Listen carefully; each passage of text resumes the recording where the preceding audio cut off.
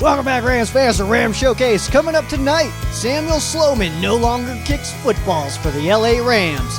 Plus, Johnny Hekker gets rewarded for being an absolute boss in Week 7.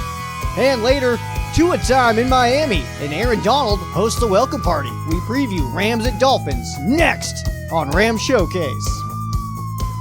Welcome to Rams Showcase on Sports War Radio. What's going on, Rams fans? Welcome back to Rams Showcase right here on Sports War Radio. I'm your host, Joe Branham, but you can and should call me Sheriff JOEBAGS, laying down the law for you guys tonight. We have some good stuff, as usual. This is Rams Showcase, which means we have good stuff. We're talking kicker. We got like 3 kicker moves to discuss. The Dodgers did what the Lakers did. Hopefully the Rams will follow suit. Johnny Hekker, A'Shawn Robinson. We got some good stuff to get into. I got a little bit on Sean McVay as well, because I keep seeing articles talking about that he's a good coach. I have some stats that absolutely back that up, and I don't think that should really be a topic anymore. Not saying that he's not a good coach. I'm just saying that we get it. He's awesome. And then, of course, we're talking Dolphins and Rams.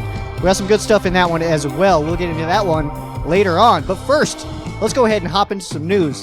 How about it? All right? So I used this joke last week. I am fully prepared to use this joke again, and there is nothing anybody can say about it. Hit him with the graphic. You know what it is. Samuel Sloman officially told to kick rocks instead of footballs for the LA Rams. Cobra Kai Forbath is now going to be kicking the footballs through the uprights in Miami. We'll see how long that lasts. I don't necessarily anticipate that that's just a in-and-out kind of thing, but it's very possible, especially considering the other kicker move that the Rams made this week, which was adding Austin McGinnis to the practice squad. And if you guys are with me as like every single week, every Wednesday, or this is recorded on Wednesday, the video version is published on Thursdays. And by the way, that's going to be a normal thing, all right? We're bringing back the consistency, and I'm excited about it. I hope you guys are as well. Consistency is key. And we're not going to be doing the Friday shows and all that stuff. If it happens to happen, because things happen, you know how it be. And I'll let you guys know, though, via the Facebook page or the Twitter page. But either way, Austin McGinnis, we talked about this last week, that I was kind of concerned. It was one of those situations where we had a 3-way kicking battle, and Sloman is the best we got out of that. First of all, who the heck are these other guys that can't win this battle against Sloman? So I don't know, but maybe that's wrong. Maybe I was getting a little too harsh on Austin McGinnis and Liram Haralahu, because Austin McGinnis is back to the practice squad. So we'll see. I'm kind of feeling like the Cobra Kai Forbath is what I'm calling him. I don't care. You can't stop me. What are you going to do about it? So Cobra Kai Forbath he's going to be kicking this weekend in Miami. I'm assuming McGinnis is going to need to go through some kind of COVID protocol. I'm sure that's going to need to happen. So McGinnis, though, we'll see what happens with him. I thought Haralahu was going to win the kicking battle. I thought Sloman was behind him, and then I had McGinnis last, simply based on reports. I was not there at camp.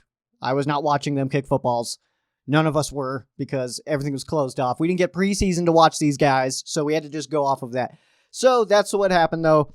Mac will go... He'll go through the COVID protocol, likely. I'm assuming that's what's happening right now. And I'm guessing that he will suit up for the LA Rams this year to kick some footballs, unseating Samuel Sloman, who's now kicking rocks, not footballs, and Cobra Kai Forbath in the meantime. This is Forbath's 10th NFL team, if you guys were curious. Let's move on to some other news here. I just want to shoot out. This is not anything too crazy. I was kind of, I was going to blow over this, but I feel like I'm just going to, I wanted to say something, because I know a lot of you guys that watch me are not only Rams fans, and actually not all of you are Rams fans. I have some people that watch me that are not Rams fans. And hey, I thank you guys. Thank you for being here. This is the Sheriff Station. Take a look around, get comfortable, take your shoes off. But I just wanted to throw it out there, because not everybody's, everybody here, most of you guys are Rams fans, or at least respect the Rams in some regard. If you guys are watching me, you don't even respect the Rams, why are you here? Why are you here? So, either way, Dodgers fans, Lakers fans, I know you guys are watching me as well. I just had to shoot out a congrats. I'm not a Dodgers fan or a Lakers fan, but I just wanted to shoot out my congratulations. I know how awesome it is to win it. I know it. All right. It's been quite a while since one of my teams have won it. I'm technically a Nuggets fan. I don't really watch basketball. I'm a Rockies fan.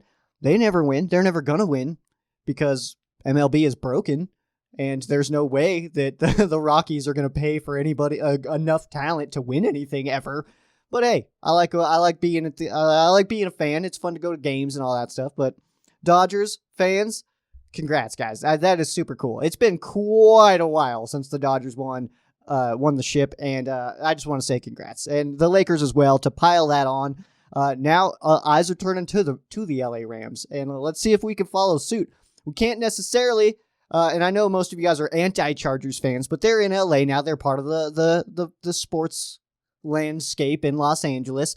They're not going to go. They're not going to do it. So it's on us now. It's on the Rams to make a push for the ship to bring the trifecta to LA, which would be super cool. And Tampa Bay, you got to respect them as well. Winning the Stanley Cup this year. Of course, the Kings, not even close. I'm not trying to talk trash. They weren't even invited to the bubble. I'm an Avs fan myself. They did go to the bubble. Unfortunately, those Dallas Stars took it to us. But good game, though. Good game week 7. I just wanted to shoot out congrats. Let's keep moving on to the LA Rams, though. Rams will be adding safety TERRELL BURGESS to IR if they have not already. That news may have come across. I just may not have seen it by the time I wrote this to the time of filming this. A'Shawn Robinson is going to be taking that Samuel SLOMAN roster position there, but safety Jordan Fuller is expected to return to the lineup after the bye week, which is after this game against the Miami Dolphins.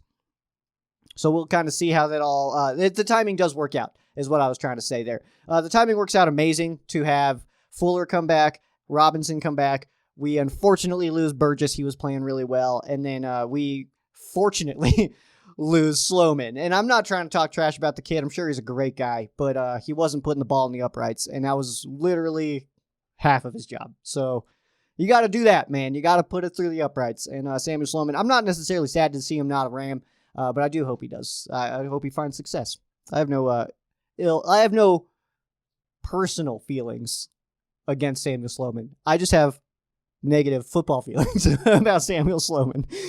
So yeah, we'll see what happens with this, but the timing does work out. We lose a safety, we get one back, the 2 rookie safeties that have been playing really well, and it happens to be this 1 week that we're going to be down a safety. It happens to be a week where we're playing against a rookie quarterback getting his first career start, so it could be so much worse, and the team we're playing is 500, so I'll take that all day. Let's keep moving on. Rams punter Johnny Hekker. What the hecker is going on here? He wins Special Teams Player of the Week for the NFC. Hekker absolutely changed the game. This one, it was incredible to watch Hekker just masterfully punt that football inside the 20 all cinco times that he booted that thing. It was amazing to see. We know that Hekker is an absolutely incredible punter. He holds a Super Bowl record, longest punt in Super Bowl history. Hopefully we get back there and he can try to defeat his own record. But all 5 of his punts, all 5 of them were inside the 20. There was a couple really nice ones, too. That hitting that bounce at like the 2 and going almost straight up. That's a thing of beauty. Pat McAfee would be absolutely proud.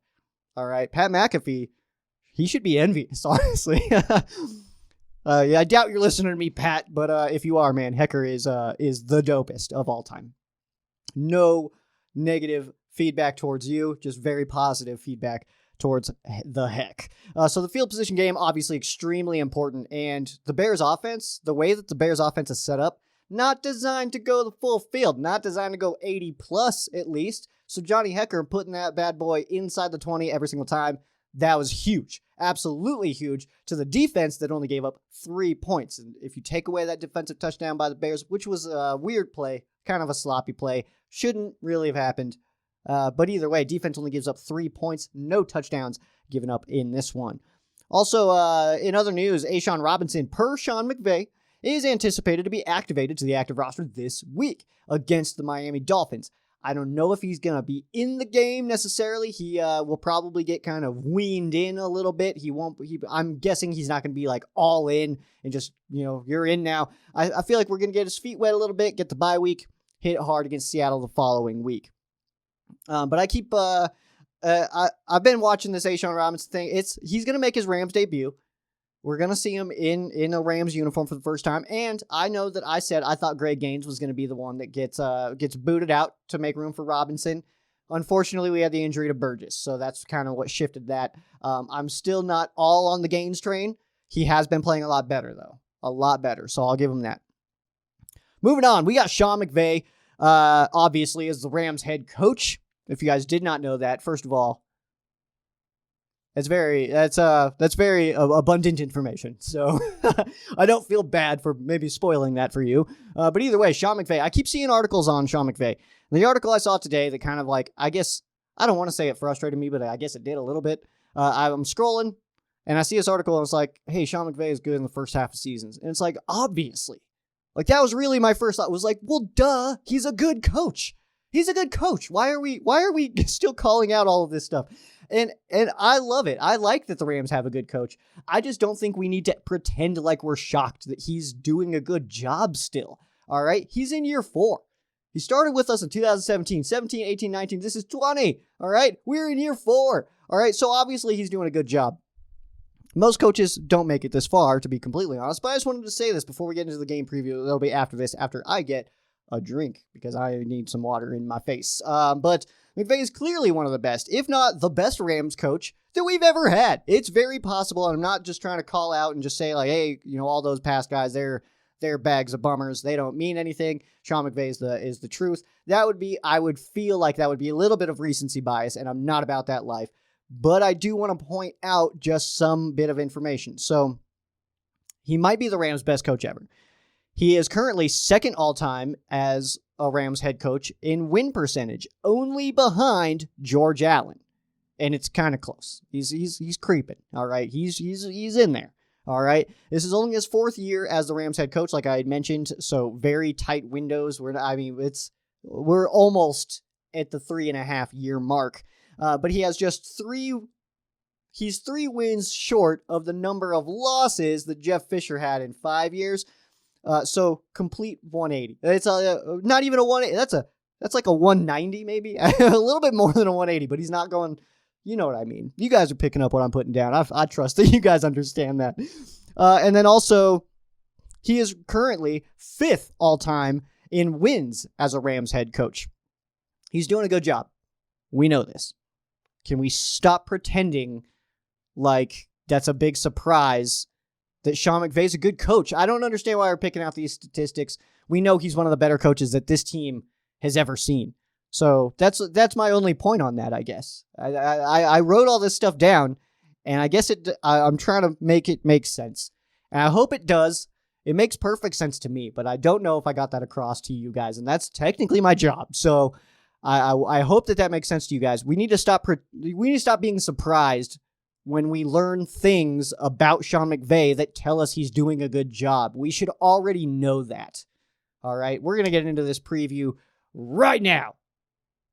All right, we're back. I just needed to get some water, but we're good to go now. We are straight up good to go. Straight up having a good time. All right. This weekend on Sunday, we've got the LA Rams sitting at 5-2 at the Miami Dolphins, who are at 3-3. Kenny Albert and Jonathan Vilma will be on the call. If you guys would like to see if this game will be shown in your area, just take a look at your screen. All right? Pick your eyeballs up from your cell phone. Unless you're on your cell phone, then you're doing a good job already. Here it is the distribution map. The Rams and Dolphins game will be shown in the blue area. It's a little bit smaller of an area. I get Cleveland out here in Colorado, so that'll be a cool time. It's not like I'm going to be watching it. I'm going to be watching the Rams game, but either way, Rams are favored in this game by 4 points. It opened at 3.5. It's been fluctuating quite a bit, so you know some bets are coming in all over the place on this one. I'm guessing that Tua has a lot to do with that. Over-under last I saw was at 49. That might be high. We'll kind of, I mean, make your own decisions. I'm not going to make decisions for you. If you want to go over, but I would not. Rams are 2-2 on the road this season. Dolphins so far just 1-2 at home. Some notes on this game. Tua is getting his first career NFL start against the LA Rams. The last time these two teams played, which was in 2016, that was Jared Goff's first career NFL start. So I just think that's kind of cool. I think it just kind of ties these franchises together just a touch. And it's just kind of a cool thing. So we'll see if first of all, if Tua just comes out playing like crap this year, like Jared Goff did. He did not have a good rookie season. But if you take that rookie season away, he's been one of the better quarterbacks for the last 4 years. Jared Goff has, at least. So we'll see what is in store for Tua. Tua is obviously extremely talented, and having no tape on him makes this game tough to game plan for. So we'll see what Staley does. It's on you, Staley. Dolphins are coming off of a bye week, so they are also well rested before the bye week. Tua did see the field near the end of the game, but it was a 24-0 shutout over the New York Jets, who are barely a football team. He went 2 of 2 for 9 yards. Both were pretty quick passes, nothing too crazy. This probably doesn't show us anything, to be completely honest. It was against the Jets, who had basically quit the game. I think they've quit the season. Rough stuff going on for the Jets. At least we're not Jets fans, okay? At least we're not that. The Rams have the 6th best defense in total yards and 5th against the pass, so Tua absolutely has his work cut out for him. We have some people stomping around outside, so I apologize if that's coming in and shaking my camera. It's what you get with apartment living. You can't do nothing about it. Let's take a look at the preview of this one. We'll start with the Rams offense. Hit him with the graphic. The Rams offense is less explosive than past years, but feels a lot safer and more willing to take what the defense gives them. Also, we don't see the abandonment of the run game so fast. The Dolphins defense, they give up a lot of yards, but as you can see on your screen right now with your eyeballs, they are limiting scoring, which is, they're doing a very good bend but don't break kind of style right now. And they are also the league's best on third down percentage. First in third down percentage on defense. They're doing great on defense in that regard. On third down and again in points, they're doing awesome. The problem that I'm having with these numbers against the Rams specifically is we are explosive. We do have the number 1 rated Pro Football Focus running back in Darrell Henderson right now. We do have Cooper Kupp, who can absolutely blow it off at any time and just score a touchdown. Robert Woods can do the same thing. Jared Goff, he can hit a lot of people. He's got weapons. We've seen Josh Reynolds do a good job. Van Jefferson has kind of been involved here and there. I wish he would play more, but hey, I don't make the calls. Tyler Higbee can make some plays. Gerald Everett, once he makes the catch, he's a very difficult human being to tackle. So I think that the way that the Dolphins style is, where they've been giving up yards but not necessarily touchdowns, I don't think that necessarily helps them against the Rams' weapons, considering there's so many on the offensive side of the ball that Goff can spread it out to, and an awesome running game. And then, like I said, players who can just break it off at any time, which is really cool. Let's go to the other side. Miami's offense has been steady, and I see a lot of people surprised at the move off of Fitz. We'll get to that here in a second. But I see a lot of people surprised at that. Offense, though, they're steady. Not necessarily needing the move to move off of Fitz, but hey, it's Tua time, okay? I don't know what else you want. The Rams defense has a tough task, though, prepping for a quarterback who only has 2 throws on tape, unless you all go all the way back to college. But the team has been stout on defense despite playing some less than stellar talent at some times this season, giving up just 17.7 points per game. That's absolutely amazing, and are top 10 in every major defensive category. I believe it's 3rd in sacks, if I saw that correctly. So doing awesome there as well. The Rams defense is playing very, very strong. And I know that last week was the Bears and Nick Foles, and they're not a good offense. I know that. We posted the stats last week. We posted the rankings last week. So I realize that.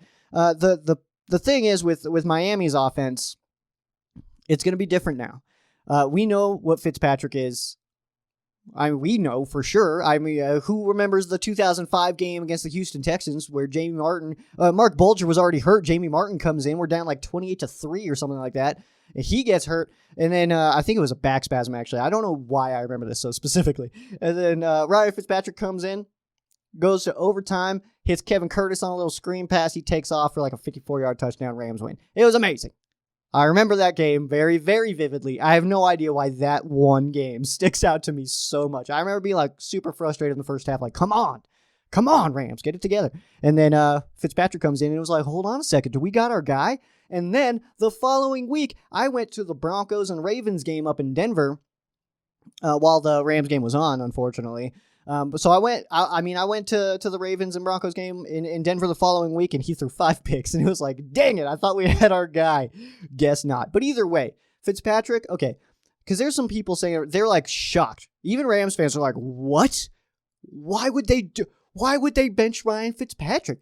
Because you have Tua. You don't draft Tua to have him sit on the bench all year. That doesn't make any sense, especially when you're a bad team who's playing average this year, who could use a spark in a division you are absolutely capable of winning. Why not move on from Fitzpatrick? I don't understand the decision not to. If they were not to do it, that would surprise me, okay? The fact that they did this and it's blowing people's minds, that's super weird to me.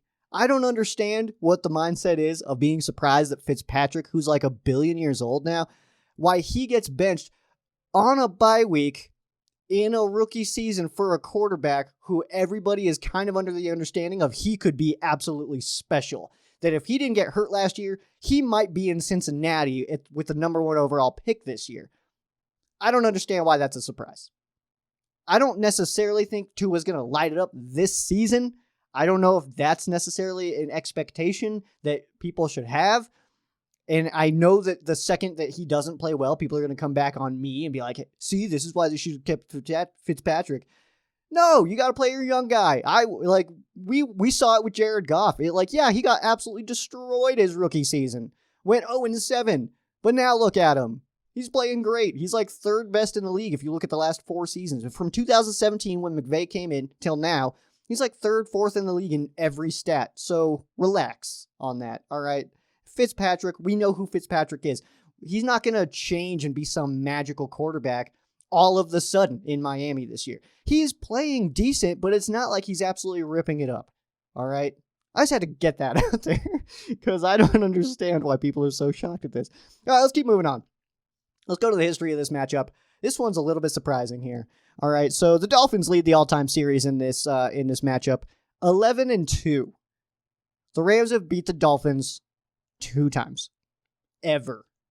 All right, let's see when the first game was. I didn't even write it down. So that was a Halloween of 1971, and the Rams have only beat the Dolphins twice. The Dolphins have won the last 4. But if you combine all those, or if you combine the point differential in the last 3 games, only 14-point difference. So we've been playing close games with them. And of course, they're AFC, we're NFC, so we didn't play very often. It's not like we see this team regularly. Of course, it's only every 4 years right now. Now, the Rams' most recent win over the Dolphins came on September 30th of 2001. It was a 42-10 win for the Rams in St. Louis. And if you guys were wondering if that was forever ago or not, Kurt Warner threw for 328 yards and 4 touchdowns, no picks that day. The Rams' only other win in the series came on October 3rd, 1976. That was a 28-31 win, and that was the only only Los Angeles Rams win over the Miami Dolphins. So maybe we can knock our second one in this weekend on Sunday. The point differential total in this game, Miami's outscored the Rams head-to-head 319 to 228. That's a 91-point differential. If you're doing math at home, which you don't necessarily have to, I'll do it for you. That's, on average, the Dolphins score 10 more points than we do. Nothing too crazy, all right? Nothing too crazy. As far as wins go. There's a lot of... I did weird math. You guys don't have to understand it if you guys don't want to. Let's take a look at some injuries in this one. McVay did say that he is hopeful that Tyler Higbee will be ready to play against the Miami Dolphins this week. Non-participants for the LA Rams on Wednesday would be Andrew Whitworth and Aaron Donald. These are projected, by the way, because the Rams did a walkthrough. Whit and Donald, not injury-related. That's that Veterans Day off for the ultimate badasses out in LA. And then we got wide receiver Tristan Jackson, as well as tight end Gerald Everett with an unspecified illness, which I realize in the world that we're in today sounds terrifying. I'm here to tell you guys, though, that if it was COVID, I feel like we would know about that. It's very hard to hide that right now. I just found out from like a friend of a friend that a different friend has COVID. And it was like, first of all, what am I supposed to do with that information? They live in a different state. Like, what am I like? I better go get tested. I talked to him on the phone. I don't know. I'm not going to get political, I promise. Also, a limited participant on Wednesday would be tight end Tyler Higbee with that hand injury. But like I said, McVay is pretty hopeful that he'll be able to come back in this one, so we should be good to go. On the Dolphins side, I didn't go into full participants because the list is long. And I don't want to, it doesn't matter if they're full participants on Wednesday, because that means they're probably going to play, so I didn't throw them in here. Some non-participant for the Dolphins, cornerback Jamal Perry, limited participants in Wednesday's practice for the Miami Dolphins, defensive tackle Raekwon Davis, safety Bobby McCain, wide receiver Devontae Parker, tight end Adam Shaheen, and linebacker Kyle Van Noy. That's going to do it for your Miami Dolphins preview here. I'm pulling out my phone. I'm not trying to text and blow you guys off, I promise. I am trying to find my quesos. So I do have one, because I'm not begging for these anymore. If you guys want to ask me questions, I will absolutely answer them on the show. I love answering my fan quesos on the show, but I'm not digging for them. I didn't ask this week necessarily, but this year it's kind of been a little hit and miss of people just being like, what do you think? What do you think about this guy? What am I supposed to do with that? Anyway, let's go to the fan queso. This one comes from The Football Fan via YouTube. Thanks for listening and watching. Really appreciate you. And feel free to drop more quesos. Please, feel free. Like I said, I do enjoy this segment. I just no longer post asking for them. So please drop them wherever you listen to me. If you're on iTunes, I don't know how I would check comments there or anything. I don't check the podcast version of this, like the stats or comments or anything. So video version or on Facebook, leave me some quesos and we will get you answered. But this week's fan queso from The Football Fan. Do you think the Rams will get into the playoffs, and will they beat the 49ers next time out? So to answer your first question, do I think the Rams will make the playoffs? I do. We get 7 NFC teams into the playoffs. I think the Rams make it. I think the entire NFC West is potentially in the postseason this year. All right. We got some pretty good football teams playing out west, and they're all in our division, it seems like, and losing to the 49ers always sucks. It always sucks, but they're a good team. I think we're better. I still think we're better. Simple, but they're all good teams in the West. Even Arizona, they're a pretty decent team right now. Seattle's defense is pretty trash right now, but as long as they got Russell Wilson, they got a shot at just about any game they play in. So we get them next after this one. Of course, the bye. But let's see. And will they beat the 49ers next time out? It's very possible. It's I think so. I think that the way that the history between McVay and Shanahan has gone, I do believe that that McVay will make some adjustments into that next game and get it done. We'll see, of course. Your guess is as good as mine. And I guess my confidence is a little bit shot against the 49ers right now, because I went into that game, was like, we're so much better than them. And then we kind of got pushed around. So maybe I'm just because I feel like we're a better team than them, but maybe not head to head, if that makes sense. I'm not sure if it does. I feel like we're better, but when we play each other, they just match up really well against us, which is a thing that happened to us against the Seahawks years ago when, they were going to the Super Bowl and stuff like that. We were super average. But you got Robert Quinn and Chris Long and those guys coming after Russell Wilson, and we just seemed to have their number, and that was awesome.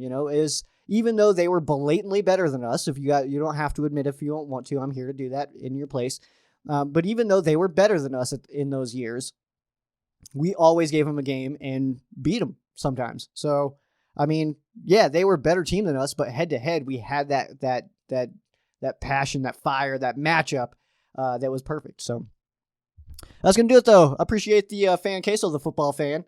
Make sure you drop more and stay tuned into Ram Showcase. I appreciate you watching every single week. It's always good to make some sweet new fans. And my YouTube, that's where I've been kind of paying a little bit more attention. So we're getting there.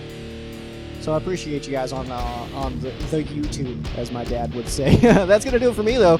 I'm going to hop on out of here, get this video edited and stuff. I got to do some slapping together.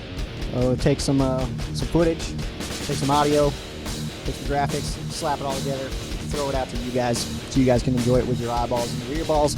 And then, that's going to do it for me, though. Make sure you guys follow the Ram Showcase on all your favorite social media. That would be at Ram Showcase on Instagram and Twitter, Facebook.com/Ram Showcase. You can follow me as well at Sheriff JOEBAGS on Instagram and Twitter, Facebook.com/Sheriff JOEBAGS. You are 100% allowed to add me on Facebook as my personal friend. That is totally okay. I don't really post that much anymore. I used to kind of do it a lot. I hate social media, but you know what? I gotta do it. It's 2020, and if you're not on social media, you basically don't exist. So I get that, you know. But I do post some Ram stuff. I'll post some good Ram bits of information and all that stuff. But if you guys just want strict Rams news, make sure you guys head over to the Ram Showcase Facebook page. That's normally where I post it first. All right, just because of ease, actually. Because usually I'm at work, I'm like on the phone or something, shoulder techniquing as I'm like riding with the Rams really slowing, you know, stuff like that. It happens. But that is going to do it for me. I am Sheriff Joe Bags. This has been Ram Showcase on Sports War Radio. For those of you who aren't Rams fans, our thoughts and prayers are with you. For those of you that are Rams fans, thank you guys so much for listening, and you guys have a great night.